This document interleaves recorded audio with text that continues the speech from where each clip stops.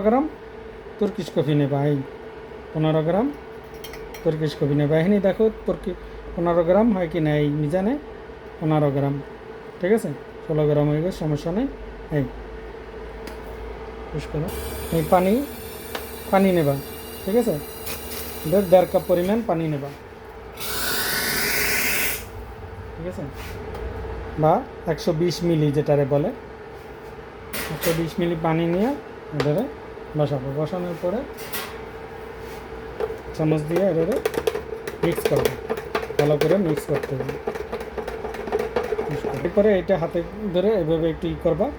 আর sugar যে রকমের চাই, যদি সুগার বলে গেলিল তাহলে 1 প্যাকেট সুগার দেবা, যদি বলে সুগার অসাদ তাহলে 2 প্যাকেট সুগার দেবা, যদি বলে সুগার মজবুত তাহলে 3 প্যাকেট দেবা, আর সুগার যদি বলে 4 প্যাকেট জিয়াদা তাহলে 4 প্যাকেট দেবা। এই তুর্কিশ কফিটা এই দেখো এইভাবে ডালবা। এটারে যখন এটা উতরে আসতে আছে তখন এই দেখো এটারে এইভাবে ঢালবা, সামান্য এইভাবে ঢালবা, 3বার এটা ঢালতে হবে।